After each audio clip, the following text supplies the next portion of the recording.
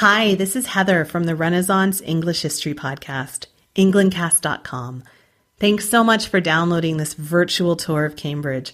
I hope hearing about the history and the music of Cambridge will inspire you to go yourself if you haven't already planned a trip. If you have planned a trip, I hope it helps you as you plan your trip. And if you're already there, please take pictures and show them to me. I'm passionate about the space where history and travel and music all come together.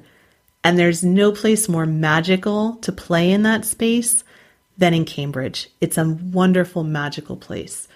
And I'm going to be doing more of these virtual tours for other cities, but I had to do Cambridge first because it is such a magical, magical space where history and music come together with travel like no other place that I've ever been to. Thank you so much for downloading it, and I hope you really enjoy it.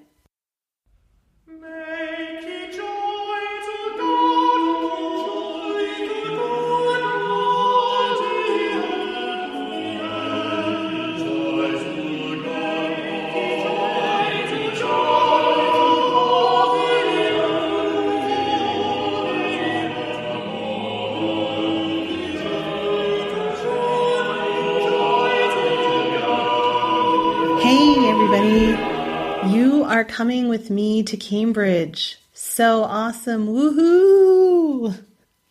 I'm so excited to travel with you. If you are actually literally taking this to Cambridge, yay. Please take pictures and put them on the Facebook page or tweet them to me. I would love to see your pictures. And you know what? If you're listening to this in your car, on the freeway, on the 210-605 interchange near Irwindale, California, or if you're sitting on the N340 in Marbella, whatever it looks like, if you're in your kitchen doing the dishes, if you're ironing, send me a picture of that too, right? I would love to see what people are doing while they're listening to this. So a note on this audio tour. I'm producing this in October 2016, and as of right now, all of the information is up to date, and it's my goal to redo these tours yearly.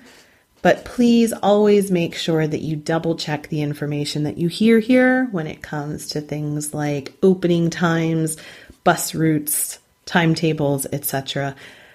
I cannot be held responsible if a bus isn't running when you're visiting or a service isn't being held, just the normal legal disclaimer stuff, okay? Just take a couple minutes and double check all the opening times just to make sure you aren't disappointed, okay? So first off, you have to know that Cambridge is one of my favorite cities. I've been going there for over 15 years now, and it's small enough to be accessible while still being quite cosmopolitan. And the music and the history are just extra goodness, and it's just a wonderful place. Part of what I love about Cambridge is the journey from London. So I'm assuming that you're going to leave from London. You're likely going to go from King's Cross Station. You can go from Liverpool Street, but I think King's Cross is more fun. King's Cross is super snazzy now, way more snazzy than it was when I lived in London. It's undergone a huge construction project in the past few years, and it's lost a lot of the grimy grit that I really loved about it, but you're still really steeped in history there. King's Cross was built in 1851. It's actually built on the site of a fever and smallpox hospital. So that's kind of a random fun fact. Harry Potter fans know King's Cross from the train to Hogwarts, and they actually have a fun little photo op area where platform 9 3/4 would be. You can take a picture of yourself walking into the wall with your luggage cart, because Harry Potter rules. I highly recommend getting a hot chocolate from the AMT espresso cart. There's also a large pret-a-manger if you want to get snacks for the train journey. The journey is about 45 minutes on a fast train. If I were you, though, I would take a slower train. There's 3 trains. There's 3 types of trains. You can get the super fast one. You can get the super slow one that stops everywhere and takes like an hour and 45 minutes. Or you can take the one that's in the middle. It takes about an hour and 15 minutes. It stops like maybe 5 or 7 places. The fast ones tend to be filled with Cambridge professors and students, and it really just goes so quickly that you just can't enjoy it. At least that's what I think. If you're in a rush, by all means, take the fast train. If you're on a slower one, you're going to stop at Welwyn Garden City. This is just a super side note. So the train stops at Welwyn Garden City. And if you're sitting on the left side of the train, just after Welwyn Garden City, there's this really deep valley. The train's really high and there's a deep valley next to a river. And in the summer months, it looks really, really lush. And I've always thought that it looks like a really nice place to have a picnic, but I've never actually had one there. I really should go on one. If you're anywhere close to Welwyn Garden City, maybe you can go on a picnic there. I would really love that. I don't think I actually will go because it might really suck, and then my entire vision of this gorgeous place would be shot to pieces. But anyway, that was like a super side note about the train to Cambridge. So while we're on the train, let me tell you about Cambridge's history. We're going to go up to the early modern period. Certainly, if you want to go further than that, there are plenty of resources, but we're going to be here together for an hour as it is. So I'm just going to go up to the early modern period. Even though Cambridge is most famous now for the university, it was already old when the university was founded. There's archaeological evidence for pre-Roman activity in the area to the north of the river on Castle Hill.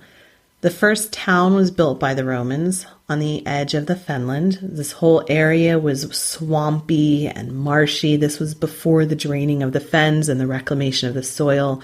It was almost like wetlands. The River Cam was easier to cross here, and so a town was built. The river at the time was known as the Granta, and the area around was a port town. The area around Magdalen Bridge is still known as Quayside, and now it's a spot where you can rent a punt for a river tour, and we'll talk about that in a little bit. Castle Hill is northwest of the city center. It's close to where the old British village would be, and there was a fort nearby, and it was constructed around 70 AD. Within 50 years, it was converted to civilian use. There is evidence of a larger Roman settlement, including farmsteads and a village in Newnham, which is a district of Cambridge. There's a church, St. Peter's Church, halfway up Castle Hill that has pieces of Roman tiles in its walls. The Romans left Britain around 410.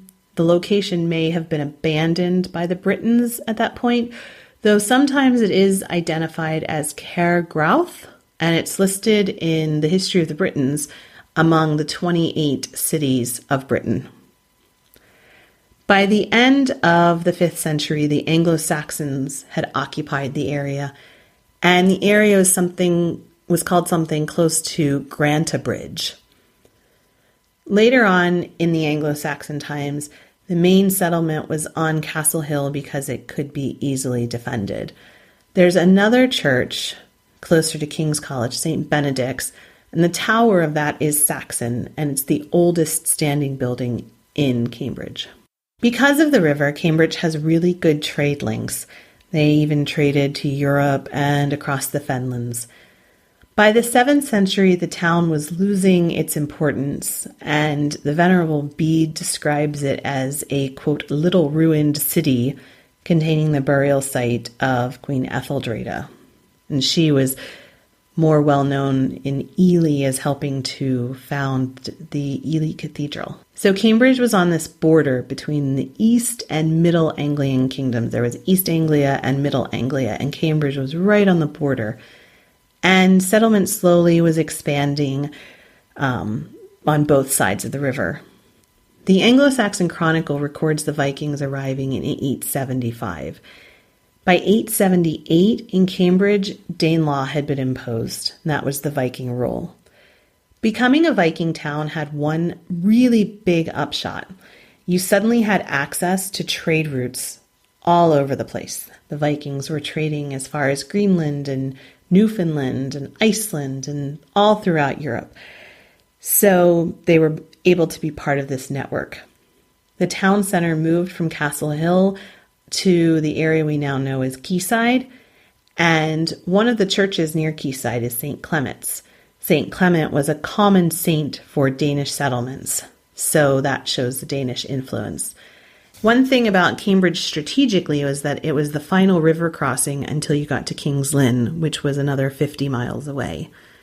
And like I said, because of the river and the port, Cambridge had trading links to France and the Low Countries, and since they also had a market, it became a very wealthy city. After the Vikings left and the Saxons came back to power, they built churches, wharves, merchant houses. After the Norman invasion, the Normans built a castle on Castle Hill in 1068. Cambridge was a strategic location because Hereward the Wake was leading a protest against the Normans in Ely, which is only a few miles away.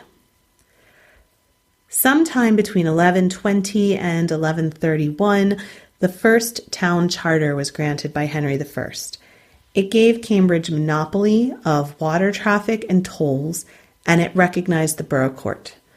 The Round Church, the Church of the Holy Sepulchre, dates from this period. It was at this point in the 13th century that the university was founded.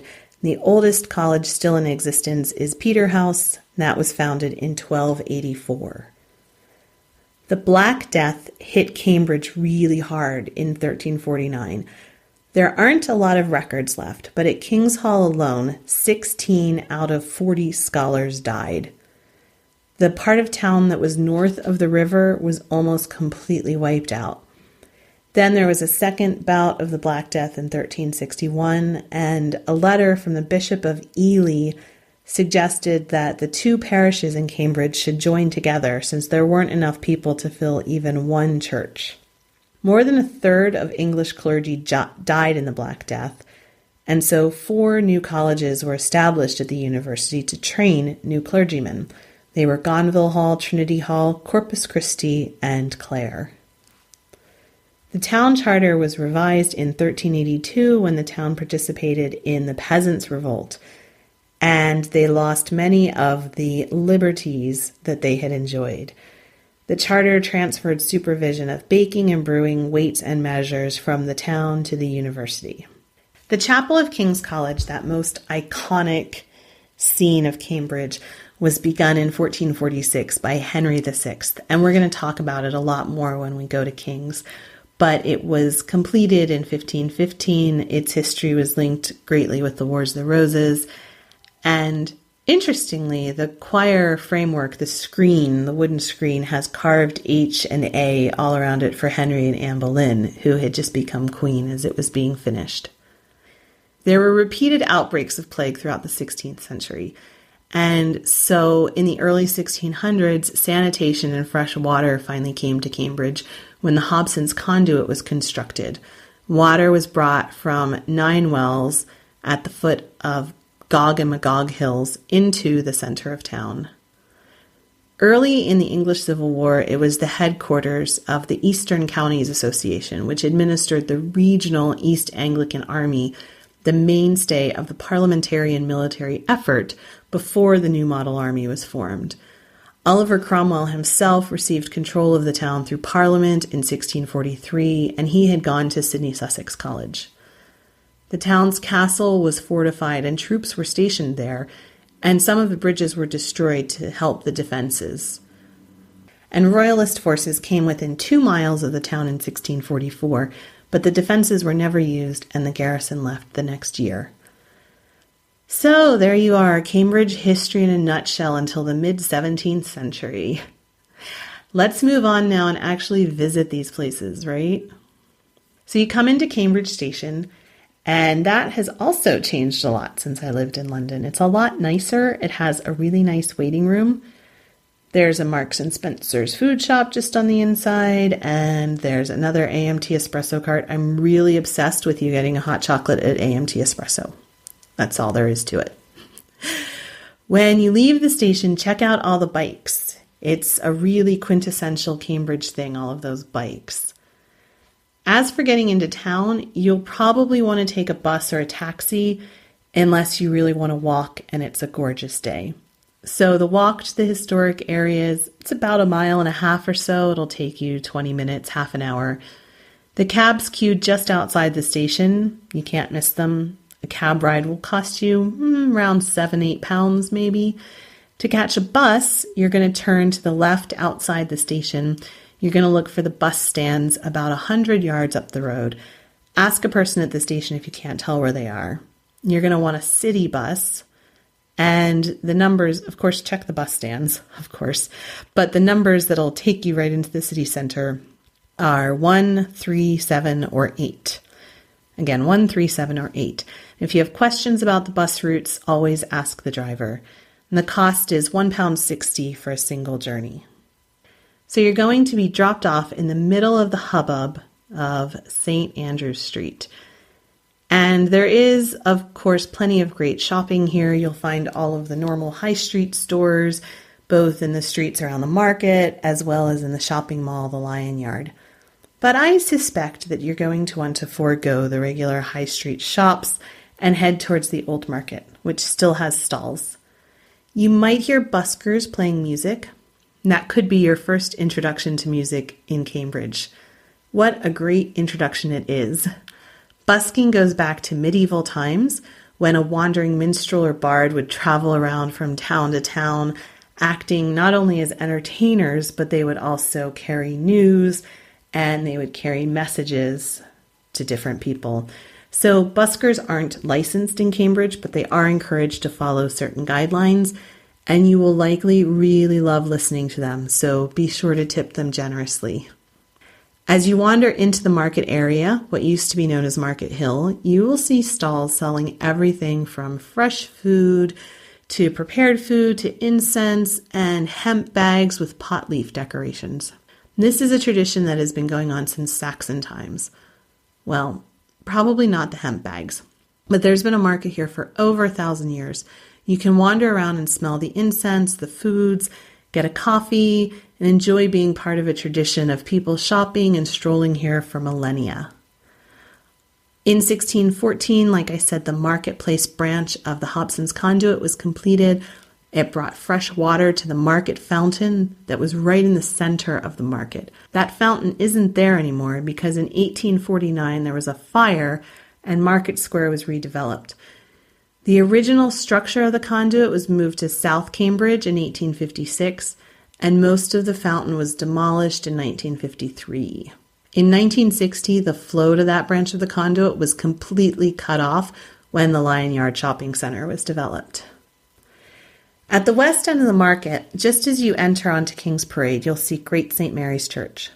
Great St. Mary's, or GSM as it's called, is the university church for the University of Cambridge. It's also a parish church for the Diocese of Ely. Because of its role within the university, it has a small but unique mention within the rules system. University officers have to live within 20 miles of GSM, and undergraduates have to live within 3. The first mention of the church is in 1205, when King John presented a Thomas de Chimilly to the rectory. The church on the site of the current one was mostly destroyed by fire in 1290, and then it was rebuilt. Now, sadly, at the time, the fire was blamed on the Jewish population in the city, and that resulted in the synagogue being closed. Early on, the church was the property of the king, but in 1342, it was passed to King's Hall. That's a college that doesn't exist anymore, and King's Hall actually morphed into Trinity, and that's who's owned it since. In the Middle Ages, it was the official gathering spot for meetings and debates for the university. But in 1730, the Senate House was built across the street, and that took the place of the church. The building that's there now was built between 1478 and 1519, and the tower was finished in 1608. And you can go up and have amazing views all over Cambridge from the tower. Both Richard III and Henry VII helped pay for the cost of construction, and the great Erasmus preached here. Also, there's a story about a Martin Bucer. We're going to talk about him again in a little bit, but he was a major influencer of Cranmer and the Book of Common Prayer. He's buried here. Now, under Queen Mary, his corpse was burnt in the marketplace. But then under Elizabeth, the dust from the place of burning was replaced in the church, and now it's under a brass floor plate. The church is open Monday to Saturday from 10 to 5, and on Sunday there's a full roster of services starting at 8 a.m. Choral Matins is at 11:15, Choral Evensong is at 5:30. And you can Google Great St. Mary's, Cambridge, or you can go to gsm.cam.ac.uk to get more information. So now we're going to get more into the college history. There are actually 31 colleges that are part of the University of Cambridge, and I'm not going to go into detail for each one of them because we'd be here forever. There are 16 colleges that were founded between 1284 and 1596. They are considered the old colleges. Then there was a little break with no colleges being founded again until 1800. So there are 15 new colleges that were founded between 1800 and 1977. I'm just going to go through a few of the older ones. First, the beginning. The beginning of the beginning is Peterhouse. It's a walk from where you are now. So before we get started, let's just have you stand outside Great St. Mary's and look across the road with the bikers going past and all the tourists going past, and look at the magnificent King's College Chapel across the road. This street is King's Parade, and it runs through the most historic parts of Cambridge, linking many of the older colleges together. So turn left and start walking down King's Parade towards Peterhouse. As you walk, I'm going to tell you the history of this road. Look around at all the lovely shops and the tea places. Later, when we pass by here again on our way up towards Trinity and Quayside, you'll be able to go to one of my favorite books and music shops just up to the right. But for now, turn left. Actually, before you turn left, I want you to just look to your right, and there's a bookstore, the University of Cambridge Press bookstore. That's actually at the site where there was Bowes & Bowes, a bookseller and publishing company. They were at number 1 Trinity Street, and it was right at the corner of King's Parade and St. Mary's Street. Its claim was it was the oldest bookshop in the United Kingdom, and books had been sold on the site since 1581. Bowes & Bowes closed in 1986. There was another shop, Sheraton Hughes, that closed in 1992. And since then, the site has been the Cambridge University Press bookshop. So if you look down there, that's where books have been sold since 1581. And you'll pass it when we head up that way. But for now, you're going to turn left. King's Parade is one long road, which to the south continues as Trumpington Street, and to the north, it's Trinity and St. John's Street. And in addition to a lot of tourists, you're also going to see a lot of cyclists and a lot of students. King's College is on the west side of the street. The chapel and the Senate House dominate the view. A famous spot on King's Lane, just to the west of the parade, was the White Horse Tavern. The White Horse Tavern was a 16th century meeting place for Protestants to talk about Lutheran ideas. And they started doing that as early as 1521, so only a couple of years after Martin Luther. When the King's College screen was extended in 1870, the tavern was actually demolished, and there's now a blue plaque in a college court to commemorate it. So now you've walked down the whole way and you're outside of Peterhouse. Most everything in Peterhouse is off limits, and it's only available to the university students and faculty. But it's still worth a poke around because you can go into the chapel and the hall. In 1280, letters patent from Edward I allowed a Hugo de Balsam to keep a number of scholars in the hospital of St. John, where they were to live according to the scholars of Merton, Oxford. There was a disagreement between the scholars and the brethren of the hospital, and both requested separation.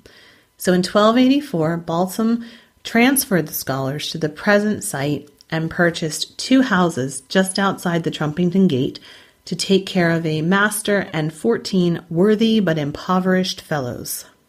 In the mid-16th century, there was a master called Andrew Pern. He was really interesting because he managed to walk a very fine tightrope religiously. He was favored by both Mary I, who gave him the deanery of Ely, and Elizabeth I. So how he managed to get on both of their good sides is beyond me, but there was a contemporary joke that the letters on the weather vane of St. Peter's Church could represent Andrew Pern Papist or Andrew Pern Protestant, according to which way the wind was blowing. He had been close to the reformist Regius Chair of Divinity, the previously mentioned Martin Bucer, and later, as vice-chancellor of the university, he was the one who would have to have Bucer's bones exhumed and burnt in the market square. John Fox, in his Acts and Monuments, singled this out and he called it shameful railing. There's actually a hole burnt in the middle of the relevant page in Pern's own copy of Fox's book. Pern died in 1589, and he left a big legacy to the college. It funded a number of fellowships and scholarships and bequeathed a huge collection of books. And the collection and rare volumes that have been added to it since then is now known as the Pern Library. Skipping forward hundreds of years, the college was actually the first in the university to have electric lighting installed when Lord Kelvin provided it for the hall and combination room to celebrate the college's 600th anniversary in 1883-84. It was the second building in the country to get electric lighting after the Palace of Westminster. So having rambled about in Peterhouse a bit, let's move back out and check out Queen's, which is right up the road. Queen's College was founded in 1448 by Margaret of Anjou. She was the queen of Henry VI, who would found King's College. And then it was refounded in 1465 by Elizabeth Woodville, the queen of Edward IV. So this dual foundation is actually reflected in the name's spelling. It's Queen's S apostrophe, not Queen's apostrophe S, although the full name is the Queen's apostrophe S, the Queen's College of St. Margaret and St. Bernard, commonly called Queen's S apostrophe College in the University of Cambridge. So I'm not kidding, this whole thing is in quotes. The Queen's College of St. Margaret and St. Bernard, commonly called Queen's College in the University of Cambridge. That's its name. It has some of the most recognizable buildings in Cambridge, and the college spans both sides of the River Cam, and they colloquially call it the light side and the dark side. And there's the world-famous mathematical bridge that connects the two. In 1446, Andrew Dockett obtained a charter from King Henry VI to found St. Bernard's College on a site that's now part of St. Catherine's College. A year later, the charter was revoked, and Dockett obtained a new charter from the king to found St. Bernard's College on the present site of the old court and cloister court. Finally, after all of this, in 1448, Henry VI granted his wife, Margaret of Anjou, the lands of St. Bernard's College to build a new college. There was a lot of building of new colleges going on. So she was to build a college called Queen's College of St. Margaret and St. Bernard. And on the 15th of April, 1448, Sir John Wenlock, Chamberlain to Queen Margaret, laid the foundation stone at the southeast corner of the chapel. Of course, soon after the Wars of the Roses began raging, and then when the Yorkists had control, Margaret was no longer the queen. In 1460, the library, chapel, and gatehouse of the President's Lodge were completed, and the chapel was licensed for service. In 1477 and 1484, Richard III made large endowments to the college. They were later taken away by Henry VII after he defeated Richard at Bosworth. And between that time and the early 1600s, there were a lot of improvements made and new buildings constructed, including the Walnut Tree Building, which was completed in 1618. Since then, the college has refurbished most of its old building, and it keeps expanding. During the English Civil War, the college sent all of its silver to help the king. As a result, the president and fellows were ejected from their posts, but in 1660, the president was restored. And then in 1777, a fire in the Walnut Tree Building destroyed the upper floors, which had to be rebuilt. And then in 1795, the college was really badly flooded, and there was waist-deep water in the cloisters. So you can actually visit. The college is open to visitors all year, except during the pre-examination study period, the examination period, ceremonial days, and Christmas and Boxing Day. So check the schedule before you go. There's an entrance fee of £3 per visitor, and you also get a guidebook for that, a little printed guide. So let's move back up to King's, we're going to go back up King's Parade to the college. The chapel of King's College is, of course, one of the most iconic landmarks in Cambridge. As I said, it's arguably one of the most famous colleges in the world, especially for those of us who are into the music of the choir. Before you get there, though, I want to take you on a little side trip. Just where Trumpington Street meets King's Parade, I want you to turn right onto Bennett Street. It's right the way you're headed. This is going to take you to St. Bennett's Church. It's abbreviated for St. Benedict's. And most of the church, parts of the church, including the tower, are Anglo-Saxon. It's the oldest church in Cambridgeshire, and it's the oldest building in Cambridge. So you should definitely have a little look around there and check that out. So then you're going to go back out to King's Parade, and you're going to check out King's College.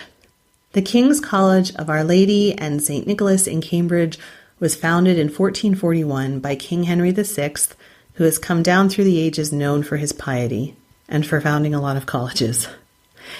He provided for a provost and 70 poor scholars at the time, and at first, scholarships were restricted to students from Eton College. Henry was only 19 when he laid the first stone on Passion Sunday in 1441. At the time, the town was still a port, and it was still quite marshy, so to make way for his college, he exercised a compulsory purchase in the center of medieval Cambridge. He leveled houses, shops, lanes, and even a church between the river and the High Street, which is now King's Parade. It took 3 years to purchase and clear the land. Initially, he only wanted to have 12 students, which was the number of apostles. But then he decided to expand that to 70, which represented the 70 early evangelists chosen by Jesus. And he chose them exclusively from Eton. He drew up detailed instructions for Eton and King's at both places. His first concern was the chapel. And he made sure that King's College Chapel would be without equal in size and beauty. And I think he definitely succeeded with that. No other college had a chapel that was built on such a scale, and it was modeled on the plan of a cathedral choir, and the architect was Henry VI, master mason Reginald Ely. The foundation stone of the chapel was laid on the Feast of St. James in 1446 on the 25th of July, and it was the first step in his plan for a great court. The chapel was going to form the north side. He explained everything in his will and intent of 1448, but only the chapel was ever completed. In 1445, the Wars of the Roses broke out when Richard, Duke of York, challenged his right to the throne. And the story of the building of the chapel and the Wars of the Roses are linked together similarly to Queen's College. For the first 11 years of unrest, the building continued under Henry's patronage, even though the annual grant from the king's family's estates became irregular and then ceased. But then in 1461, Henry was taken prisoner. And on hearing that, the workmen packed up and went home, a half-cut stone, it said, where they left it, and it was eventually used as a foundation stone for neighboring Gibbs Building in 1724. That's an interesting story. After 15 years of building, the foundations of the chapel had been laid and the walls rose irregularly from east to west. And you can actually tell the difference. You can see the difference between the older stone, which was magnesium limestone, which was from a quarry in Tadcaster in Yorkshire that belonged to the college. It was used for the early phase. And you can see it on really dry days in the summer. You can see the difference between the two different stones. Henry was murdered in the Tower of London on the 21st of May in 1471. He had, of course, inherited England and France from his father, and he wound up losing them both. But he had founded two of England's greatest colleges. And given what we know about Henry VI, I think he probably would have been happy with that. Edward IV, the Yorkist, he passed on to the college a little of the money that Henry had intended for the chapel, but very little building was done in the 22 years between Henry's imprisonment and the death of Edward IV in 1483. Work began again through Richard III, who of course was later depicted as the sinister hunchback that Shakespeare made him out to be. But he gave instructions that the building should go on with all possible dispatch and to press workmen in all possible hands, provide material, and imprison anyone who opposed or delayed. By the end of his reign, the first 6 bays of the chapel had reached their full height, and the first 5 bays, roofed with oak and lead, were actually in use. So in 2 years, he managed to do quite a lot. And then Henry VII and Henry VIII, the Tudors, achieved the final completion of the chapel. Henry, of course, defeated Richard III at Bosworth in 1485, and initially he was preoccupied with bringing the country under control, and building work on the chapel ceased for another 2 years, despite the college's petition to the new king that the structure magnificently begun by royal munificence now stands shamefully abandoned to the sight. Then in 1506, Henry came to Cambridge, and the St. George's Eve service of the Knights of the Garter was held in the first 5 bays of the chapel, and that had a timber roof but no stone ceiling vaults.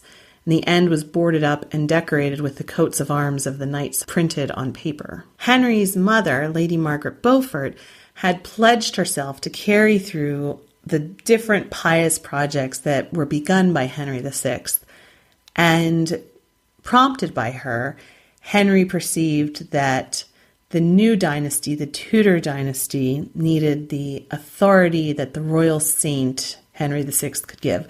Because, of course, the Tudors were descended from a squire and a bastards on different sides of them. So if you trace back, the Beauforts were a bastard line of Edward III's son, John of Gaunt.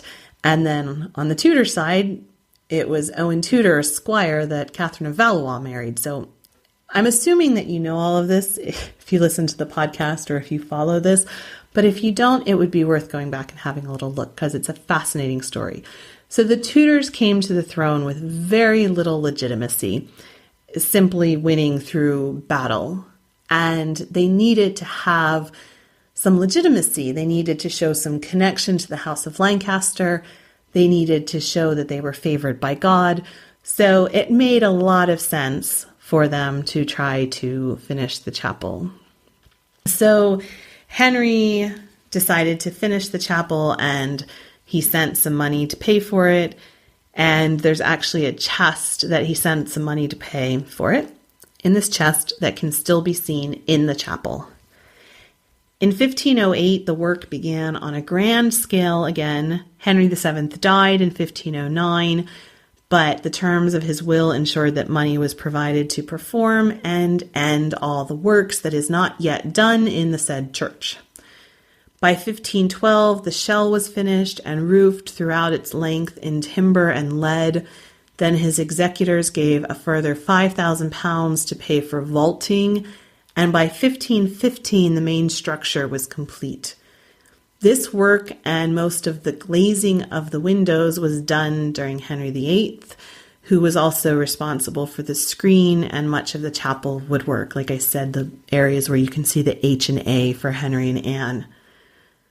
The windows miraculously escaped the Civil War, and one royalist observer did claim that in inclement weather, the chapel was used as a parade ground by Cromwell's troops.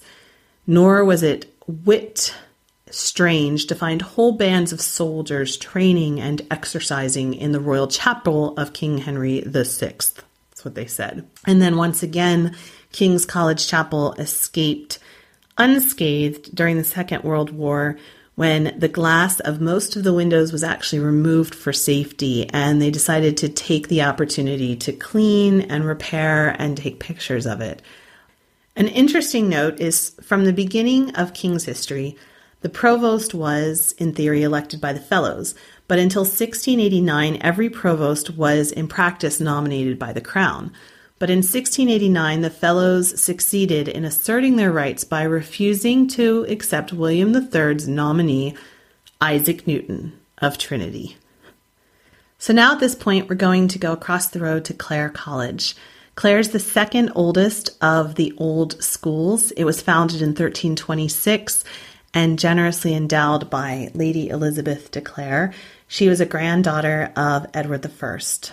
In 1336, Edward III granted license to his cousin, Elizabeth de Burgh, to establish a collegium. The word originally meant a corporation of scholars, and it was the first instance referred to unspecifically as the House of the University of Cambridge. It became known as Clare Hall in 1339, and the present simplified title, just simply Clare, dates from 1856. The original endowment consisted of estates at Great Granson and Duxford and provided for the maintenance of a maximum of 15 scholars, of whom no more than 6 were bound strictly by priestly orders. Provision was also made for 10 poor scholars, paupers, or students who were to be maintained by the college up to the age of 20. In 1359, a year before her death, Lady Elizabeth de Clare set up a set of statutes by which the new college was to be governed. And it shows a really enlightened attitude towards learning and university education, and it's actually guided the college for nearly 7 centuries. The knowledge of letters, when it hath been found out, it sendeth forth its students, who have tasted of its sweetness, fit and proper members in God's church and state, to rise to diverse heights, according to the claim of their deserts. The history of Clare in the later 14th century is not well recorded because there was a fire in 1521, and that destroyed most of the college's early documents. And we have just barely a list of the people who were the college's masters. In the 16th century, of course, during the reign of Henry VIII, the nation was in turmoil because of all the religious reform that was going on and the rejection of the Pope. And as I mentioned before, with the White Horse Tavern, the debate in Cambridge was fierce as anywhere. And from that, one of the principal leaders of the Reformation, one of Clare's greatest alumni, Hugh Latimer, was elected as a Fellow of Clare in 1510 while he was still an undergraduate. He was renowned for his blameless life, his tact, his oratory, and he soon rose to national prominence thanks to his preaching in favor of reform.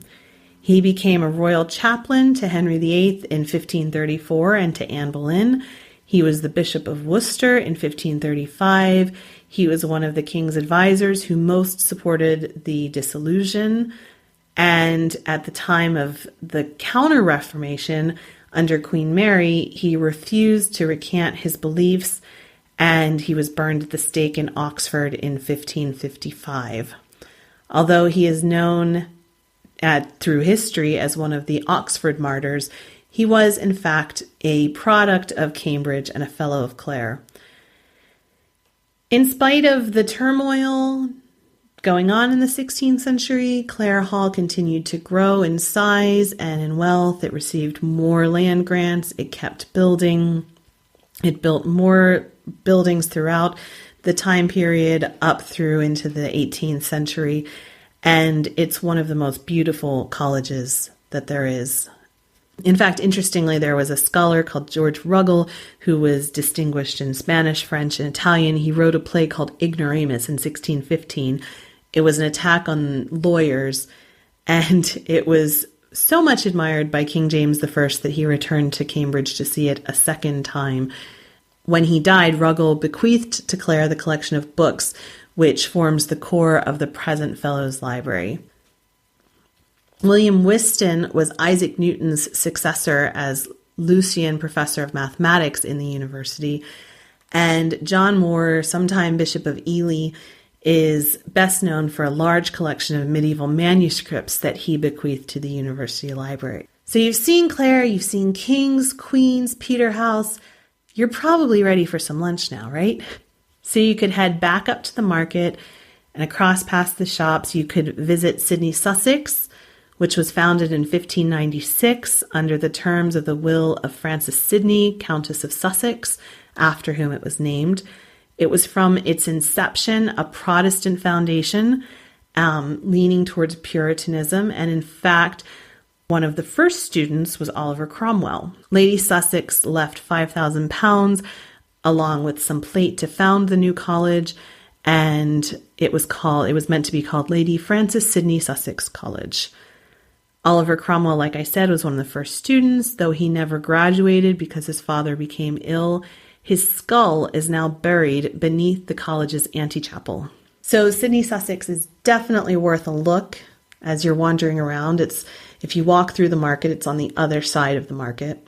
But for those of us who are interested in choral music, in Cambridge, Sidney, Sussex has one of the best choral programs.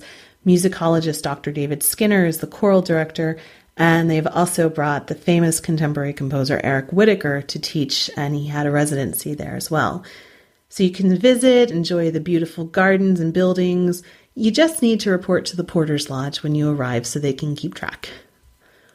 So, like I said, with all this walking and visiting, you might want to take a little rest and have some lunch. You can either visit one of the chain shops. There's a Pret-a-Manger. There's a lot of different sandwich shops right in the center. Or you can wander around King's Parade into Trinity Street and find something less chain-like. It's up to you, but there are a lot of great options around here, and I'm sure you're going to find something wonderful. And then you're going to head back up to Great St. Mary's towards Clare, and you're going to turn right going up to Trinity and Quayside. You're going to notice Trinity because of the statue of Henry VIII in the Great Gate. We're going to talk about that in a few minutes. But for now, let me tell you about Trinity College. It's really interesting because it was founded by Henry VIII in 1546, and he merged two existing colleges, Michael House, which was founded in 1324, and King's Hall, established by Edward II in 1317. Its most famous student perhaps has been Isaac Newton. At the time it was founded, Henry was seizing the church lands, the dissolution of the monasteries. And the universities of Oxford and Cambridge were both religious institutions and they were quite rich, so they expected to be next in line. And the king passed an act of parliament that allowed him to suppress and confiscate property of any college that he wished. The universities tried to use their contacts to plead with his sixth wife who was with him then, Catherine Parr. The queen persuaded her husband to not close them down, but to create a new college. The king didn't want to use royal funds, so instead he combined the two colleges of King's Hall and Michael House and 7 hostels, and then he turned that into Trinity. Its first 4 masters were actually educated at St. John's, and it took until around 1575 for the college's application numbers to draw even, and that's a position that they have remained since the Civil War. So the main thing you're going to see with Trinity is the Great Gate, just on the street. It's the main entrance to the college, leading to the Great Court. A statue of the founder, Henry VIII, stands in a niche above the doorway. So this is interesting. In his hand, he holds a table leg instead of the original sword.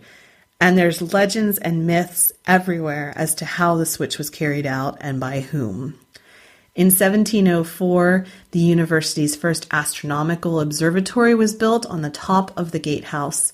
And beneath the founder's statue, Henry VIII's statue, there's the coats of arms of Edward III, the founder of King's Hall, and those of his 5 sons who survived to maturity, as well as William of Hatfield, whose shield is blank because he died as an infant before being granted arms. So you can look inside at the Great Court. That was built around 1599 to 1608.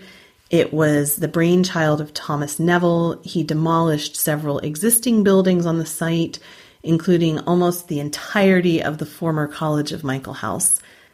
The King's Hostel, which was built 1377 to 1416, is located to the north of the Great Court behind the clock tower.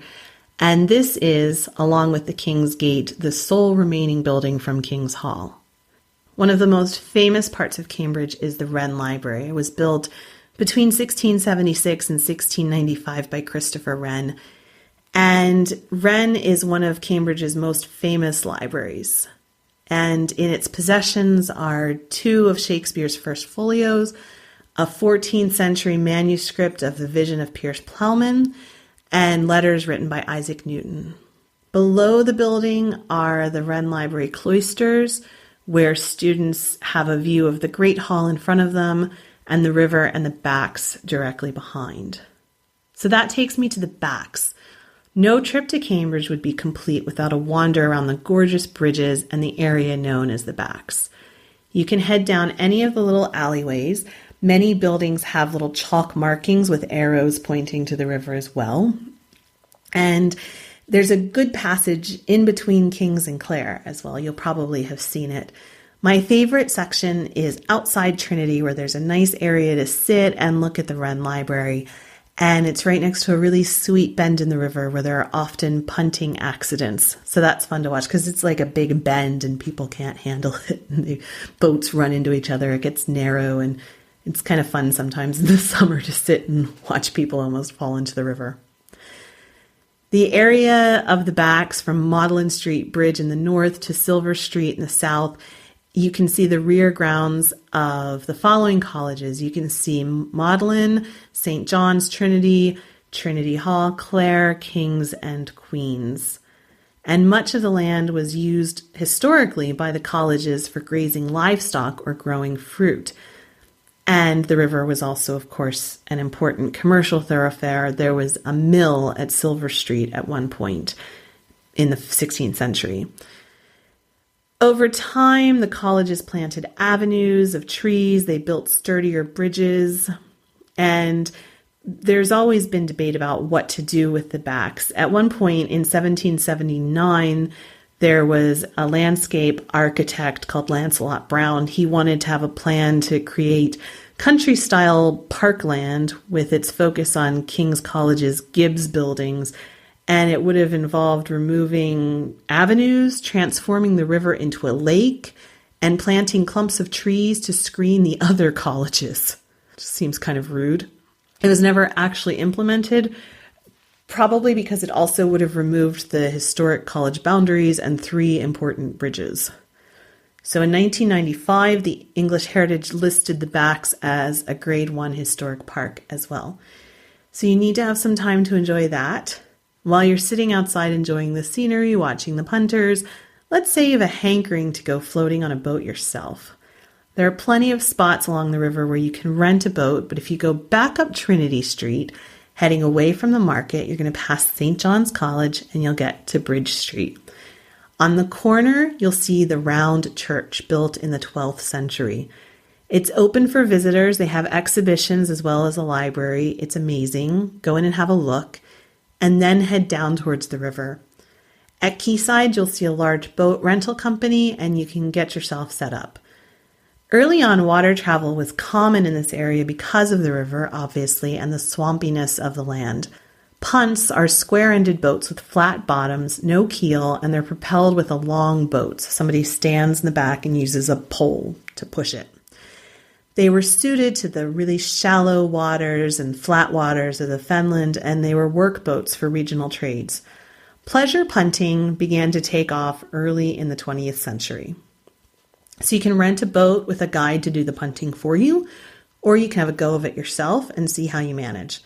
The water isn't very deep, so it won't be a huge hassle if you fall overboard. You likely won't drown.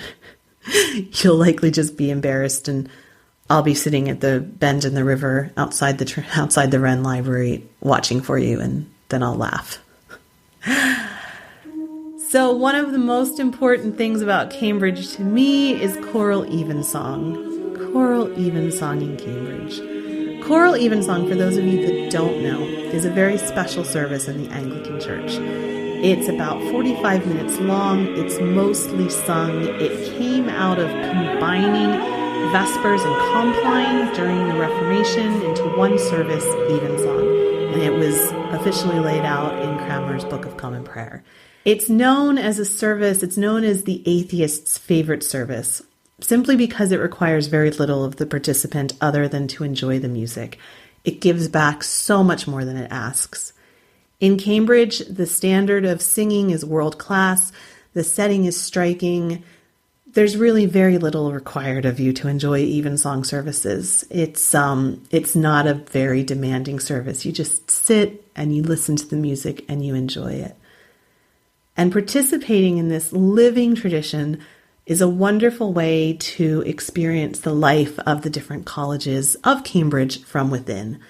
So most of the colleges have their own Evensong services. They're sung on Sundays and weekdays. And the service, like I said, because of the high proportion of music, it's accessible to those who wouldn't usually go to a church service. Lord Rees, the Astronomer Royal and former Master of Trinity College, Cambridge, he regards himself an agnostic. He says, quote, "Attending Evensong makes me feel especially mindful of the spacious firmament on high, its wonder and its mystery." John Rutter, who composed the anthem for the royal wedding of the Duke and Duchess of Cambridge, Prince William, says that choral evensong is my favorite way of spending an hour with glorious music in a glorious building. Pretty much every school has their own evensong service, but always remember to read the websites or call in advance to ensure that these times are correct. So I'm going to give you the times. Also remember that you won't have as many options outside of term time because the students and the scholars are all on break. So you're going to want to go during term time. And these are the times for the colleges that we talked about. So for Peterhouse, it's sung twice weekly during full term, Wednesdays at 6:30 and Sunday at 6.